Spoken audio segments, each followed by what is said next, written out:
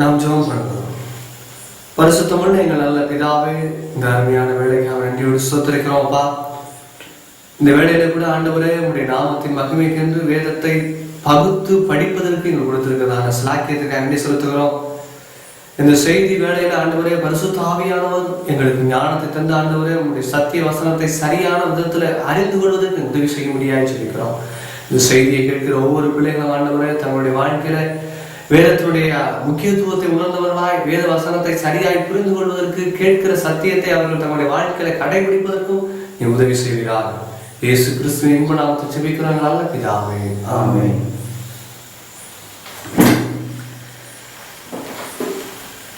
இன்றைய கிறிஸ்துவ வட்டாரத்துல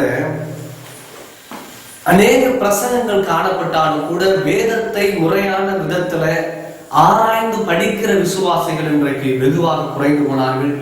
அப்படிப்பட்டதான பிரசங்கங்களும் வெகுவாக குறைந்து போனது. அப்போஸ்தலனாகிய பவுல் சொல்வது போல கடைசி காலங்களிலே செவி திறவுள்ளவர்களாய் ஜனங்கள் மாறி போவார்கள் என்பதற்கு ஏற்ப இன்றைக்கு அநேகர் கதைகளாகவும் தங்களுக்கு மகிழ்ச்சி விக்கிறதான பிரசங்களை மாத்திரமே ஜனங்கள் கேட்கிறவர்களாய் மாறி போனார்கள். அநேக பிரசங்கியார்களும் கூட அப்படிப்பட்டதான பிரசங்கங்களை செய்கிறவர்களாய் காணப்படுகிறார்கள். ஆகவே ஆண்டவருடைய வழி நடத்துதல்படி நாம் இயன்ற வரைக்கும் வேதாகமத்தை ஆராய்ந்து படிக்கிறதான விஷயங்களை தேவனுடைய பிள்ளைகளுக்கு கொண்டு செல்ல வேண்டும் என்ற நோக்கத்தோடு கூட தான் நம்முடைய வெளியீடுகளும் சரி நம்முடைய பிரசங்கங்களும் சரி அமைந்திருக்கிறது. அதனுடைய ஒரு சிறு முயற்சியாகத்தான் வேதாகமத்தினுடைய வேத பாடங்களாய் அல்லது வேத ஆராய்ச்சியாய் சில பிரசங்கங்களை நாம் தொகுத்து வெளியிட ஆரம்பிக்கிறோம்.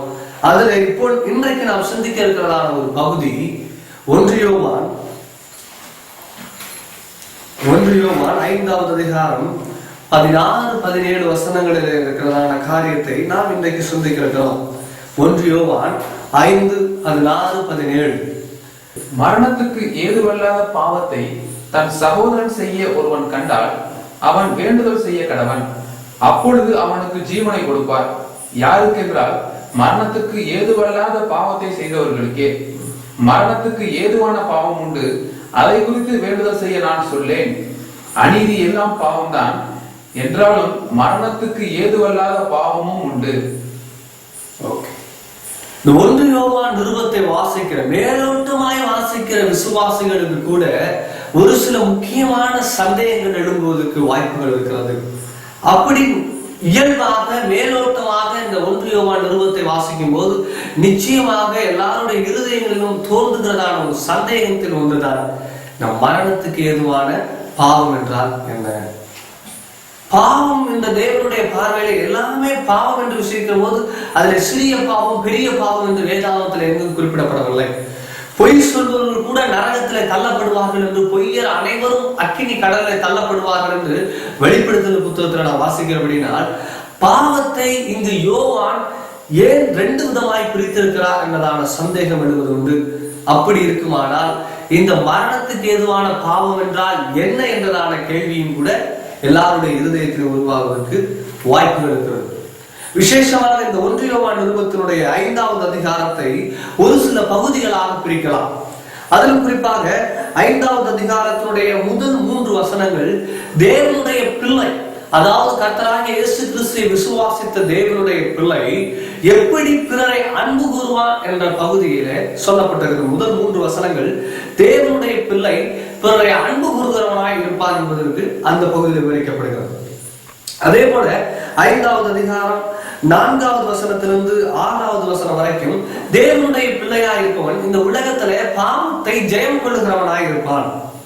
தான் தொடர்ச்சியாய் பாவத்திலே விழுந்து கிடக்கிறவனாய் இருக்க போவதில்லை, அவன் ஜெயம் கொள்ளுகிறவனாய் இருப்பான் என்ற சத்தியத்தை 4வது வசனத்திலிருந்து 6வது வசனம் வரைக்கும் பேசப்படுகிறது. அடுத்தபடியாக 7வது வசனத்திலிருந்து 13வது வசனம் வரைக்கும் தேவனுடைய பிள்ளை ஜீவனுள்ளவனாய் இருக்கிறார் என்ற சத்தியத்தை யோவான் இந்த பகுதியில் விவரிக்கிறார். இந்த பகுதியில 7வது வசனத்திலிருந்து 13வது வசனம் வரைக்கும் தேவனுடைய பிள்ளை ஜீவனுடையவனாய் இருக்கிறான் என்று விவரிக்கிற போது இந்த 7வது வசனம் நம்முடைய மூல பாஷையாகிய, அதாவது புதிய ஏற்பாடு எழுதப்பட்டதான இந்த கிரேக்க மொழியிலே இல்லை என்பதை நாம் மறந்துவிடக் கூடாது. ஆகவேதான் நம்முடைய தமிழ் வேதாகமத்திலே இந்த 7வது வசனமாகிய பரலோகத்திலே சாட்சியிடுகிறவர் மூவர், பிதா, வார்த்தை, பரிசுத்த ஆவி என்பவர்களே, இம்மூவரும் ஒன்றாயிருக்கிறார்கள் பூலோகத்திலே என்றதான வார்த்தைகளோடு கூட ஒரு அடைப்புக்குறி இருப்பதை நாம் பார்க்க முடிகிறது. உண்மையில் இந்த 7வது வசனமானது லத்தீன் வல்கேட் மொழிபெயர்ப்புல தான் காணப்படுகிறது. ஆனால் இது ஒரு திருத்துவ தெய்வத்தை வணங்குகிறவர்களுக்கு ஒரு முக்கியமான சத்தியமா இருக்கிறபடினாலே முற்காலத்துல ஒரு சில கைப்பிரதிகளில் இணைக்கப்பட்டதாய் சொல்கிறார்கள். ஆனால் நம்முடைய செய்திக்கு அது தொடர்புடையதல்ல. ஆனால் இந்த 7வது வசனத்திலிருந்து 13வது வசனம் வரைக்கும் தேவனுடைய பிள்ளை ஜீவன் உள்ளவனாய் இருக்கிறான் என்ற தலைப்பில சொல்லப்பட்டிருக்கிறதை நாம் அதை வாசிக்கிற போது இந்த 7வது வசனத்தை நாம் ஞாபகம் வைத்துக் கொள்ள வேண்டியது அவசியம். அடுத்தபடியாக 14வது வசனத்திலிருந்து 17வது வசனம் வரைக்கும் தேவனுடைய பிள்ளை பிறருக்காக அல்லது ஜெபிக்கிறவனாய் இருப்பார் என்றதான ஒரு சத்தியத்தை வலியுறுத்துகிறது. இறுதியாக 5ஆம் அதிகாரம் 18வது வசனத்திலிருந்து 21வது வசனம் வரைக்கும் யோவான் இந்த நிருபத்தினுடைய முடிவுரையாய் 3 பிரதான சத்தியங்களை சொல்லி முடிக்கிறார். ஒன்று, தேவனுடைய பிள்ளையாய் இருக்கிறவன் பாவத்திலே வாழ மாட்டான் என்ற சத்தியத்தை 18வது வசனத்திலும், 2வது தேவனுடைய பிள்ளையாய் இருக்கிறவன் அவருடைய ஆளுகையிலே இருக்கிறான் என்பதைத்தான் 19வது வசனத்திலும், 3வதாக தேவனுடைய பிள்ளையாய் இருக்கிறவன் கிறிஸ்துவுக்குள் இருக்கிறான் என்ற சத்தியத்தை 20வது வசனத்திலும் வாழ்த்துறையாக 21வது வசனத்தோடு கூட இந்த நிருபத்தை முடிக்கிறார். ஆக இந்த 1 யோவான் 5வது அதிகாரம், இந்த நிருபத்தினுடைய 5வது அதிகாரம் தேவனுடைய பிள்ளை எப்படிப்பட்டவனாய் இருக்கிறான், அவன் பிறரை அன்பு கூறுகிறவனாய் இருக்கிறான், அவன் ஜெயம் உள்ளவனாய் இருக்கிறான், அவன் ஜீவன் உள்ளவனாய் இருக்கிறான், அவன் ஜெபிக்கிறவனாய் இருக்கிறான் என்பதான தலைப்போடு கூட இந்த 1 யோவான் 5வது அதிகாரத்தை யோவான் எழுதியிருக்கிறான். இதுல நாம சிந்திக்க இருக்கிறதான பகுதி நாம் ஏற்கனவே வாசித்த பகுதியாகிய 1 யோவான் 5ஆம் அதிகாரம் 16, 17 வசனங்கள். அதாவது தேவனுடைய பிள்ளையாய் இருக்கிறவன் ஜெபிக்கிறவனாய் இருக்கிறான் என்பதான தலைப்பில் இருக்கிறதான ஒரு காரியத்தை தான் சிந்திக்க இருக்கிறோம். தேவனுடைய பிள்ளை ஜெபிக்கிறவனாய் இருக்கிறான். அந்த 16ஆம் வசனம், மரணத்துக்கு ஏதுவல்லாத பாவத்தை தன் சகோதரன் செய்ய ஒருவன் கண்டால் அவன் வேண்டுதல் செய்ய கடவான். விசுவாசியினுடைய வாழ்க்கையில் இருக்கிறதான ஒரு திவ்ய சுபாவத்துல ஒன்று, தன்னோடு கூட இருக்கிறதான சக விசுவாசி, தன்னுடைய ஐக்கியத்திலே சபையில் இருக்கிறதான ஒரு உடன் விசுவாசி ஒரு தவறிலோ ஒரு பாவத்துல விழுகிற போது அவனை குறித்து தூற்றி தெரியாமல் அல்லது அவனை பற்றி அவனுடைய பாவத்தை பகிரங்கப்படுத்தி பிறர் அவனை தவறுதலாக மென்மேலும் கேடாய் நினைக்கிறவனாய் செயல்படுகிறவனாய் இருக்கக்கூடாது என்றும், அப்படி ஒருவேளை ஒருவன் பாவம் செய்கிறவனாய் இருந்தால் அவனுக்காக அவன் மனம் திரும்பி தேவனிடம் வர வேண்டும் என்று ஜெபிக்கிறவனாய் இருக்க வேண்டும் என்பதைத்தான் இங்கு பிரதானமாய் வலியுறுத்துகிறார். இதே சத்தியத்தை அப்போஸ்தலனாகிய பவுல் எழுதுகிற போது இன்னொரு காரியத்தை கூட வலியுறுத்துகிறார். கலாத்தியரின் புத்தகம் 6வது அதிகாரம் 1வது வசனத்தை வாசிக்கலாம். கலாத்தியரின் புத்தகம் 6வது அதிகாரம் 1வது வசனம். சகோதரரே, ஒருவன் யாதொரு குற்றத்தில் அகப்பட்டால் ஆவிக்குரியவர்களாகிய நீங்கள் சாந்தமுள்ள ஆவியோட அப்படிப்பட்டவனை சீர்பொருந்த பண்ணுங்கள், நீயும் சோதிக்கப்படாதபடிக்கு உன்னை குறித்து எச்சரிக்கையா இரு. ஆக பவுல் என்ன சொல்கிறார்? ஒருவன் யாதொரு குற்றத்தில் அகப்பட்டால் ஆவிக்குரியவர்களாகிய நீங்கள் சாந்தமுள்ள ஆவியோட அப்படிப்பட்டவனை சீர்பொருந்த பண்ணுங்கள். இந்த சீர்பொருந்த பண்ணுங்கள் என்று சொல்வதற்கு பயன்படுத்தப்பட்டிருக்கிறதான மூல வாசையினுடைய வார்த்தையினுடைய அர்த்தம் என்னவென்றால், எலும்பு முறிவு ஏற்பட்டிருக்கிறதான அந்த எலும்பு முறிவை சேர்த்து கட்டுகிறதான ஒரு வார்த்தை. எப்படி ஒரு எலும்பு உடைந்திருக்கிறது என்றால் அதை சரியான விதத்துல வைத்து அதை கட்டுகிற போது அந்த எலும்பு சேருகிறதோ, அதே போல ஒரு விசுவாசி பாவத்திலேயோ அல்லது தவறிலையோ விழுந்து போகிற போது நாம் அவனுக்காக முதலாவது செய்ய வேண்டிய காரியம் ஜெபிக்க வேண்டும் என்பதை யோவான் வலியுறுத்துகிறார். அதற்கடுத்தாக பவுல் என்ன சொல்றார்? அப்படிப்பட்டவனை திரும்ப தேவனுடைய பிள்ளையாய் கொண்டு வருவதற்கு நம்மாலான முயற்சிகளை செய்ய வேண்டும் என்று சொல்கிறார். ஆக இந்த திவ்ய சுபாவத்தை குறித்து தான் யோவான் இங்கு பேச வருகிறார். ஒரு சகோதரன் யாதொரு குற்றத்திலோ யாதொரு பாவத்திலோ விழுந்திருக்கிற போது நாம் பிரதானமாய் அவனுக்கு செய்ய வேண்டியதான ஒரு அவசியமான கடமை அவருக்காக அவர் மனம் திரும்பி தேவனிடம் வர வேண்டும் என்று நாம் ஜெபிக்க வேண்டியவர்களாய் இருக்கிறோம். இந்த விஷயத்துல சொல்லுகிற போது என்ன சொல்கிறார்கள்? மரணத்துக்கு ஏதுவல்லாத பாவத்தை தன் சகோதரன் செய்ய ஒருவன் கண்டால் அவன் வேண்டுதல் செய்ய கடவான், அப்பொழுது அவனுக்கு ஜீவனை கொடுப்பார். பாவத்துல விழுந்திருக்கிறதான ஒரு சகோதரனுக்காக நாம் ஜெபிக்கிற போது தேவன் அவனுக்கு என்ன தருகிறாராம்? ஜீவனை கொடுக்கிறார் என்று சொல்லப்படுகிறது. இந்த ஜீவனை குறித்து கூட வேத ஆராய்ச்சியாளர்கள் மத்தியில அநேக கருத்து முரண்பாடுகள் இருக்கிறது. இந்த ஜீவன் என்பது எதை குறிக்கிறது, எந்த காரியத்தை குறிக்கிறது என்பதான ஒரு சிந்தையில அநேகருக்கு கேள்விகளில அநேக சந்தைகள் வருவதற்கு வாய்ப்பு இருக்கிறது. பிரதானமா என்ன சொல்லுகிறார் என்றால், நாம் ஜெபிக்கிற போது ஒரு விசுவாசி ஒரு சக விசுவாசி பாவம் செய்கிற போது அவனுக்காக ஜெபிக்கிற போது தேவன் அவனுடைய பாவங்களை மன்னித்து அவனுக்கு நித்திய ஜீவனை தருகிறார் என்று ஒரு சில கூட்டத்தார் சொல்லுகிறார்கள். ஆனால் 1 யோவான் நிருபம் எழுதப்பட்டது விசுவாசிகளுக்கு. 16வது வசனத்திலே சொல்லுகிற போது கூட மரணத்துக்கு ஏதுவல்லாத பாவத்தை தன் சகோதரன் செய்ய ஒருவன் கண்டால் என்று சொல்லப்படுகிறது. இந்த 1 யோவான் நிருபத்துல நீங்கள் வாசிக்கிற போது பிள்ளைகளே சகோதரன் என்ற வார்த்தைகள் எல்லாம் யோவான் விசுவாசிகளை குறிப்பிடுவதற்கு தான் பயன்படுத்தப்பட்டிருக்கிறார். ஆகவே இந்த பகுதியில் ஒரு விசுவாசி பாவம் செய்கிற போது அவனுக்காக ஜெபித்தவுடன் அவனுக்கு மீண்டும் தேவன் நித்திய ஜீவனை தருகிறார் என்று எண்ண முடியாது, சொல்ல முடியாது. ஆகவே ஜீவன் என்றதான வார்த்தை நித்திய ஜீவனை குறிக்கிறது என்றதான கருத்து ஏற்றுக்கொள்ளப்பட முடியாதா இருக்கிறது. காரணம், இவன் ஏற்கனவே நித்திய ஜீவனை பெற்றவன். இயேசு கிறிஸ்துவை ஏற்றுக்கொண்டு நித்திய ஜீவனை பெற்ற மனிதன் தான் மீண்டும் பாவத்தில் விடுகிறவனாய் இந்த பகுதியில் சொல்லப்படுகிறது. அப்படி என்றால் வேத சிலர் என்ன சொல்லுகிறார் என்றால், நித்திய ஜீவனை உறுதிப்படுத்துகிறது தான் அவனுக்கு ஜீவனை கொடுப்பார் என்று சொல்லுகிறார்கள். அதாவது என்ன அர்த்தம் என்றால், இவன் பாவம் செய்கிறபடினாலே அவனுக்குள்ளே ஒரு உணர்வு வருகிறது, நாம் இனி பரலோகத்திற்கு சொல்ல முடியாது, நாம் தேவனுடைய பிள்ளையாயில்லை, நாம் நரகத்திற்கு பார்த்தவர்களாய் மாறி போட்டோம் என்றதான ஒரு சாத்தானுடைய குற்ற உணர்ச்சி வருகிறபடினாலே அவனுக்கு நாம் ஜெபிக்கிற போது தேவன் அவனுக்காக உறுதி நிலையை தருகிறார். நிச்சயமாக நான் உன்னை பரலோகத்திற்கு அழைத்து செல்கிறேன் உறுதிப்பாட்டை தருகிறதாய் சொல்லுகிறார்கள். ஆனா இதுவும் கூட ஏற்றுக்கொள்ளக்கூடிய கருத்து அல்ல. ஏன்னா இந்த பகுதியில சொல்லுகிற போது அவன் வேண்டுதல் செய்கிறவன் அப்பொழுது அவனுக்கு ஜீவனை கொடுப்பார், அவனை திடப்படுத்துவார், உறுதிப்படுத்துவார் என்ற சத்தியம் சொல்லப்படவில்லை. ஜீவனை, புது ஜீவனை கொடுப்பார் என்ற அடிப்படையில் சொல்லப்பட்டிருக்கிறார். அதனால ஜீவனை உறுதிப்படுத்துதல் என்றதான சத்தியத்தினால் இந்த பகுதியில பார்க்க முடியாது.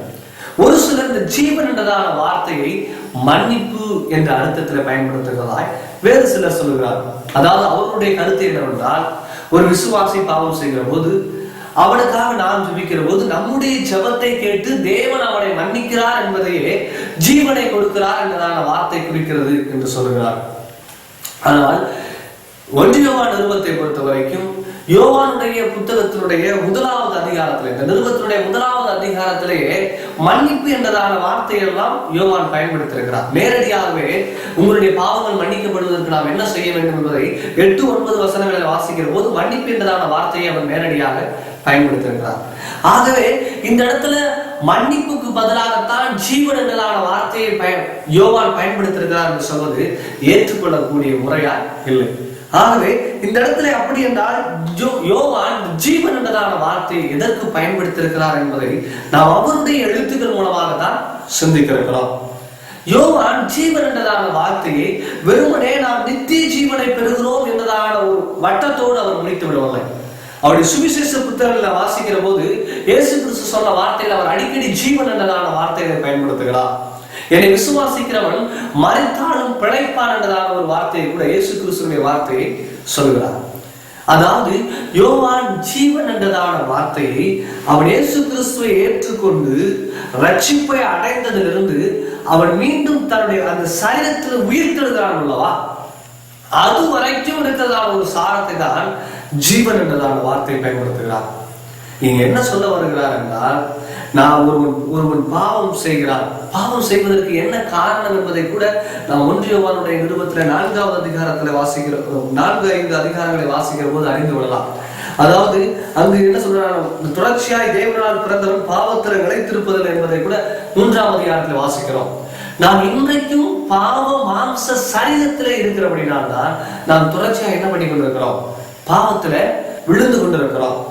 அப்ப ஜீவனை கொடுப்பார் என்றால் யோவான் என்ன நினைவுல சொல்கிறான், அவனும் சரீர உயிர்த்தெழுதல பங்கடைவான். அதாவது இப்பொழுதுதான் ஒரு நித்திய ஜீவனை பெறுகிறான் என்ற அடிப்படையில் அல்ல, அவனும் நிச்சயமாக சரீர உயிர்த்தெழுதலை என்ன பண்ணுவான், அடைவான் என்ற அர்த்தத்தில் தான் ஒருவன் பாவம் செய்வானாக அவனுக்காக ஜெபியுங்கள். அவன் நிச்சயமாகவே மரித்த பின்பு நிச்சயமாகவே சரீர உயிர்த்தெழுதலை பங்கடைவான் என்ற அடித்தத்தில் தான் அவனுக்கு ஜீவன் கொடுக்கப்பட்டது என்றதான வார்த்தை. அதாவது அவன் வேண்டுதல் செய்யப்படுவான், அப்பொழுது அவனுக்கு ஜீவனை கொடுப்பார் என்றதான வார்த்தை பயன்படுத்தப்பட்டிருக்கிறது. ஆகவே மற்ற கருத்துக்களை காட்டிலும் இந்த கருத்தை இந்த பகுதிக்கு சரியாய் புரிந்து வருகிறது. ஆக ஒரு விசுவாசி ஜெபிக்கிற போது, ஒரு விசுவாசி பாவம் செய்கிற போது அவனுக்காக நாம் ஜெபிக்க வேண்டியது அவசியமா இருக்கிறது. அப்படி நாம் ஜெபிக்கிற போது தேவன் என்ன செய்கிறார், அவனையும் ஒரு நாள் இந்த பாவ சரீரத்தில் வாழ்ந்து கொண்டிருக்கிறான் அல்லவா, நிச்சயமாகவே அவனுக்கும் இந்த பாவ சரீரத்திலிருந்து விடுதலை தருகிறார். உயிர்த்தெழுதலின் நாளிலே அவனும் கூட நம்மோடு கூட உயிர்த்தெழுதலுக்கு தேவன் கிருபை தருகிறார் என்றதான அடிப்படையில தான் அவனுக்கு ஜீவன் கொடுப்பார் என்றதான வார்த்தை பயன்படுத்தப்பட்டிருக்கிறது. இப்பொழுது இந்த பகுதியிலே மிகவும் சர்ச்சைக்குரியதான பகுதி அல்லது மிகவும் குழப்பமாக இருக்கிறதான காரியத்திற்கு நாம் சிந்திக்க இருக்கிறோம். அதாவது ஒருவன் பாவம் செய்கிறான், அவனுக்காக ஜெபியுங்கள் என்று சொல்லிவிட்டார். இப்பொழுது சில பாவத்திற்காக ஜெபிக்காதீர்கள் என்றதான ஒரு வார்த்தையை இங்கு சேர்த்திருக்கிறார். அந்த பாவத்தை குறிப்பிடுகிற போது நான் சொல்லுகிறேன், மரணத்துக்கு ஏதுவான பாவம் செய்கிறவர்களுக்காக ஜெபிக்காதீர்கள் என்று வலியுறுத்துகிறார். அந்த வசனத்தை வாசிக்கலாம். அவனுக்கு ஜீவனை கொடுப்பார், யாருக்கென்றால் மரணத்துக்கு ஏதுவல்லாத பாவத்தை செய்தவர்களுக்கே. மரணத்துக்கு ஏதுவான பாவம் உண்டு, அதை குறித்து வேண்டுதல் செய்ய நான் சொல்லேன். ஆக சகோதரன் ஒருவன் குற்றம் செய்தால் அந்த குற்றத்தை நீங்கள் இரண்டு விதமாய் பார்க்க வேண்டும் என்றும், அது மரணத்துக்கு ஏதுவான பாவமா அல்லது மரணத்துக்கு ஏதுவல்லாத பாவமா என்றதான ரீதியிலே பார்க்க சொல்கிறார்.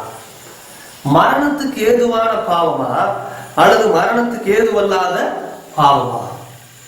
இப்படி பாவத்தை ரெண்டு வகையாய் பிரித்திருக்கிறது தான் இன்றைக்கு விசுவாசிகளுக்கும் வேத ஆராய்ச்சியாளருக்கும் சற்று குழப்பமான ஒரு பகுதியாய் இருக்கிறது.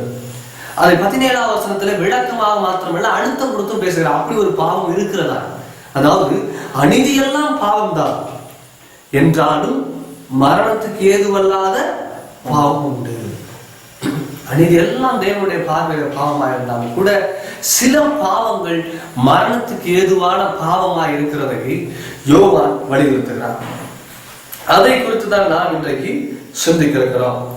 இந்த மரணத்துக்கு ஏதுவல்லாத பாவம், மரணத்துக்கு ஏதுவான பாவம் என்றதான இரண்டு வகையில பிரித்திருக்கிறதான இந்த பாவத்தை குறித்து வேத ஆராய்ச்சியாளர்கள் ஒன்றுக்கு மேற்பட்டதான கருத்துக்களை விவரிக்கிறார். அநேக வேத பண்டிதர்கள் இந்த மரணத்துக்கு ஏதுவான பாவம் என்றால் என்ன என்று சிந்திக்கிற போது மிகச் சிறந்த வேத ஆராய்ச்சியாளர் கூட சொல்லுகிறதான பிரதானமான ஒரு கருத்து என்னவென்றால், தேவனுடைய பார்வையிலே பாவத்தின் நிமித்தம் இந்த உலகத்திலே மரணத்தை கண்டடைந்தவர்களை பற்றி தான் யோவான் இந்த பகுதியிலே பேசுகிறதாய் சொல்லுகிறார்கள். அதாவது வேத ஆராய்ச்சியாளர் என்ன சொல்கிறார் என்றால், ஒருவன் தேவனுடைய பார்வையிலே தொடர்ச்சியாய் பாவம் செய்து கொண்டிருக்கிற போது, பாவத்திலே வாழ்ந்து கொண்டிருக்கிற போது அவனுக்கு தேவன் இந்த உலகத்தை விட்டு எடுத்துக் கொள்வதற்கு அல்லது தண்டனையாக மரணத்தை தருகிறார். அவன் இந்த உலகத்தினுடைய ஜீவியத்திலிருந்தே ஆண்டவர் அவனை எடுத்துக்கொண்டு அவனுக்கு ஒரு மரணத்தை தருவதைத்தான் இந்த மரணத்துக்கு ஏதுவான பாவம் என்று யோவான் விவரிக்கிறதாய் சொல்கிறார்கள். இதற்கு அவர்கள் ஆதாரமாக பழைய ஏற்பாட்டிலிருந்து பிரதானமாய் காமிக்கிறதான ஒரு சத்தியம் என்னவென்றால், லேவியராவின் புத்தகம் 10வது அதிகாரம் 1-7 வசனத்துல ஆரோனின் 2 குமாரர்கள், அதாவது நாதாபும் அபியூவும் கர்த்தருடைய சமூகத்திலே அந்நிய அக்கினியை கொண்டு வந்தபடினாலே அவர்களை கர்த்தர் அடித்தார் என்று வேதம் சொல்லப்படுகிறது. அவர்கள் தேவனுக்கு விரோதமாக, நியாய பிரமாணத்துக்கு விரோதமாக செயல்பட்டபடினால் ஆரோனுடைய 2 குமாரர்களும் தேவனால் கண்டிக்கப்பட்டவராய் மரித்து போனார்கள். இப்படிப்பட்டதான சம்பவங்களை நாம் எண்ணாகமம் புத்தகம் 16வது அதிகாரத்தில் வாசிக்க முடிகிறது. அதாவது கோராகுடைய புத்திரர்கள் மோசேக்கு விரோதமாக எழும்புகிறார்கள். அந்த எண்ணாகமம் 16ஆம் அதிகாரத்தை முழுவதை வாசிக்கிற போது அவர்கள் தேவனுக்கு விரோதமாக, மோசேக்கு விரோதமாகத்தான் அவர்கள் பேச ஆரம்பித்தார்கள். ஆனால் அது தேவனுக்கு விரோதமான சம்பவமாய்த்தான் அப்பகுதி விவரிக்கிறது. அப்பொழுது என்ன நடக்கிறது? பூமி பிளந்து அவர்கள் நேரடியாக மரித்தவர்கள் நேரடியாக பாதாளத்துக்கு இறங்கினார்கள் அல்லது மரணத்தை சந்தித்தார்கள் என்ற பகுதி என்னாகும் 16வது அதிகாரத்தில் வாசிக்கிறோம். அதே போல தேவனுடைய பெட்டியை 2 சாமுவேல் 6வது அதிகாரத்துல தாவீது தேவனுடைய பெட்டியை கொண்டு வருகிற போது அந்த தேவனுடைய பெட்டி ஆடுகிறது, அசைகிறது என்றதான அச்சத்துல ஊசா தேவனுடைய பெட்டியை தொடுவதற்கு துணிந்தான் என்றதான பகுதியிலே தேவன் அவனை அடித்தார், அவன் அங்கே மரித்து போனான் என்று வாசிக்கிறான். இப்படி துணிகரமாய் அல்லது தேவனுக்கு விரோதமாய் பாவம் செய்தவர்களை ஆண்டவர் தண்டனை கொடுத்து அவர்களுக்கு மரணத்தை கொடுத்ததைத்தான் இந்த மரணத்துக்கு ஏதுவான பாவம் என்றதான சம்பவம் விவரிக்கிறதாய் சொல்லுகிறார்கள். அதாவது இவருடைய கருத்து என்னவென்றால், ஒரு விசுவாசி பாவம் செய்கிறான், தொடர்ச்சியாய் அவன் பாவத்தில் வாழ்ந்து கொண்டிருக்கிற போது தேவன் அவனுக்கு என்ன செய்கிறாராம், மரணத்தை, அவன் தொடர்ச்சியாய் அதே பாவத்தை விழுந்து தேவனுடைய நாமத்தை தூசிக்காத வண்ணமாக அல்லது அவன் தேவனுடைய நாமத்தை பிறர் கெடுக்கும் வண்ணமாக அவன் இருக்கக்கூடாது என்பதற்காக தேவனே அவனுக்கு மரணத்தை தந்து விடுகிறார், இந்த உலகத்தை விட்டு அவனை எடுத்துக் கொள்ளுகிறார் என்பதான ஒரு கருத்து சொல்லுகிறார். இதற்கு பழைய ஏற்பாடு மாற்றம் அல்ல, புதிய ஏற்பாட்டிலும் கூட முக்கியமாய் சில வசனங்களை ஆதாரமாய் சொல்லுகிறார்கள். நமக்கு எல்லாருக்கும் தெரிந்த சம்பவங்கள் ஒன்று அப்போஸ்தலர் நடவடிக்கைகள் 5வது அதிகாரம். அப்போஸ்தலர் நடவடிக்கைகள் 5வது அதிகாரம் 1 - 11 வசனங்களை வாசிக்கிறோம். அதுல ஒரு சம்பவத்தை வாசிக்கிறோம். ஆதி அப்போஸ்தலர் காலத்துல தங்களுடைய உடைமைகள் எல்லாம், துவக்க காலத்துல சபைகள் அப்படி இருந்தது, தங்களுடைய சொத்துக்களை எல்லாம் விற்று ஒருவனமாய் கூடியிருந்தார்கள் வாசிக்கிறோம். அப்போஸ்தலர் காலத்துல நடந்த ஒரு விஷயம் என்னவென்றால், முதலாக தேவனை அறிந்தவர்களாக இருக்கிறார்கள், வேறு யாருமே அந்த கிறிஸ்தவர்கள் கிடையாது, அந்த தேவனுடைய பிள்ளைகள் கிடையாது. அப்போ தங்களுடைய சொத்துக்களை எல்லாம் விற்று பொது உடைமையா அப்போஸ்தலருடைய பாதத்துல வைக்கிற சம்பவத்தை அப்போஸ்தலர் நடவடிக்கைகள் 5வது அதிகாரத்துல வாசிக்கிற போது அங்கு அனனியா சபிராள் என்றதான ஒரு தம்பதியர்கள் தங்களுடைய சொத்துக்களை விற்றும் கூட அதிலே ஒரு கிரயத்தை வஞ்சித்து முழுமையாய் கொடுப்பதை போல பொய் சொல்கிறவர்களாய் காணப்படுகிறார். அந்த சம்பவத்தை குறித்து 5வது அதிகாரத்துல 3வது வசனத்திலிருந்து வாசிக்கலாம். பேதுரு அவனை நோக்கி, அனனியாவே, நிலத்தின் கிரயத்தில் ஒரு பங்கை வஞ்சித்து வைத்து பரிசுத்த ஆவியிடத்தில் பொய் சொல்லும்படி சாத்தான் உன் இருதயத்தை நிரப்பினது என்ன? அதை விற்கும் முன்னே அது உன்னுடையதா இருக்கவில்லையோ? அதை விற்ற பின்பும் அதன் கிரயம் உன் வசத்தில் இருக்கவில்லையோ? நீ உன் இருதயத்திலே இப்படிப்பட்ட எண்ணம் கொண்டது என்ன? நீ மனுஷரிடத்தில் அல்ல, தேவனிடத்தில் பொய் சொன்னாய் என்றான். அனனியா இந்த வார்த்தைகளை கேட்கவே விழுந்து ஜீவனை விட்டான். இவைகளை கேள்விப்பட்ட யாவருக்கும் மிகுந்த பயம் உண்டாயிற்று. வாலிபர் எழுந்து அவனை சேலையில் சுற்றி வெளியே எடுத்துக்கொண்டு போய் அடக்கம் பண்ணினார்கள். ஏறக்குறைய 3 மணி நேரத்துக்கு பின்பு அவனுடைய மனைவி நடந்ததை அறியாமல் உள்ளே வந்தாள். பேதுரு அவளை நோக்கி, நிலத்தை இவ்வளவுக்கு தானா விற்றீர்கள் என் சொல் என்றான். அவள், ஆம், இவ்வளவுக்கு தான் என்றாள். பேதுரு அவளை நோக்கி, கர்த்தருடைய ஆவியை சோதிக்கிறதற்கு நீங்கள் ஒருமனப்பட்டது என்ன? இதோ உன் புருஷனை அடக்கம் பண்ணினவர்களுடைய கால்கள் வாசற்படியிலே வந்திருக்கிறது, உன்னையும் வெளியே கொண்டு போவார்கள் என்றான். உடனே அவள் அவனுடைய பாதங்களில் விழுந்து ஜீவனை விட்டாள். வாலிபர் உள்ளே வந்து அவள் மரித்து போனதை கண்டு அவளை வெளியே எடுத்துக்கொண்டு போய் அவளுடைய புருஷன் அண்டையிலே அடக்கம் பண்ணினார்கள் வாசிக்கிறார். இந்த பகுதியிலே அவர்கள் தேவனுக்கு விரோதமாய் பொய் சொன்னபடினாலே 2 பேரும், கணவன் மனைவி இருவரும் மரித்து போன சம்பவத்தை வாசிக்கிறோம். இப்படிப்பட்டதான காரியத்தை குறித்துதான் அல்லது இப்படிப்பட்டதான ஒரு சம்பவத்தை குறித்துதான் யோவான் பேசுகிறதாய் கூட வியாக்கியானம் பண்ணுகிறார். அதாவது சிலரை தேவன் அவருடைய பாவத்தின் நிமித்தம் அவர்களுக்கு மரணத்தை தருகிறார் என்று. இதே போலத்தான் 1 கொரிந்தியர் 11வது அதிகாரம் 30வது வசனத்துல என்ன சொல்லப்படுகிறது என வாசிக்கலாம். 1 கொரிந்தியர் 11வது அதிகாரம் 30வது வசனத்தை வாசிக்கலாம். இது நிமித்தம் உங்களில் அநேகர் பலவீனரும் வியாதி உள்ளவர்களுமாய் இருக்கிறார்கள். அநேகர் நித்திரையும் அடைந்திருக்கிறார்கள். எது நிமித்தம் என்பதை நான் வாசிக்க வேண்டுமானால், இந்த 1 கொரிந்தியர் 11வது அதிகாரம் கர்த்தருடைய பந்தியிலே விசுவாசிகள் பங்கு வருவதை குறித்து பேசப்படுகிறது. நாம் ஆயத்தம் இல்லாமல் அது ஒரு ஜாக்கிரதை உணர்வற்றவர்களாய் நாம் பங்கு வருவது தேவனுக்கு விரோதமான பாவமாய் இருக்கிறது. அதைத்தான் 29வது வசனத்துல சொல்லப்படுகிறது. எண்ணத்தினாலே அபாத்திரமாய் போஜனம் பண்ணுகிறவன் கர்த்தருடைய சரீரம் இன்னதென்று நிதானித்து அறியாததினால் தனக்கு ஆக்கினை தீர்ப்பு வரும்படி போஜனம் பண்ணுகிறான். ஆக கர்த்தருடைய பந்தியிலே உண்மை இல்லாதவர்களாய், ஜாக்கிரதை இல்லாதவர்களாய் பங்கு வருகிற போது தேவன் அவர்களுக்கு தண்டனையா என்ன தருகிறாராம்? சிலர் பலவீனர்களா இருக்கிறார்களாம், சிலர் வியாதிப்பட்டவர்களா இருக்கிறார்களாம், சிலர் இல்ல, உங்களில் அநேகர் பலவீனரும் வியாதியுள்ளவருமா இருக்கிறார்கள், அநேகர் நித்திரையும். வேதத்துல நித்திரை என்பது வெறும் தூக்கத்தை இந்த பகுதியில் சொல்லப்படுகிறது, வியாதியோடு தொடர்புடையதான மரணத்தை சொல்லப்படுகிறது. ஆக சிலரை தேவன் மரணமே நடம்படி விட்டிருக்கிறார். ஆக வேத ஆராய்ச்சியருடைய அநேகருடைய கருத்து என்னவென்றால், இதே மாதிரியான என்ன சொல்லுகிறார்கள், விசுவாசி ஒருவன் தொடர்ச்சியாய் பாவத்தில் விழுந்து தேவனுக்கு கீழ்ப்படியாமலே வாழ்ந்து கொண்டிருப்பானார்கள், அவன் இந்த சரீர வாழ்க்கையில் இருந்து அவனை எடுத்து அவனுக்கு சரீர மரணத்தை தருவதே மரணத்துக்கு ஏதுவான பாவம். அதாவது அவனுக்கு மரணம் ஏற்படுகிறது, அப்படிப்பட்டதான பாவமே மரணத்துக்கு ஏதுவான பாவம் என்று விவரிக்கிறார். இதற்கு ஆதாரமாக 1 கொரிந்தியர் 5வது அதிகாரம் 1 முதல் 5 வரைக்கும் இருக்கிறதான வசனங்களை சுட்டி காண்பது கூட வழக்கம்.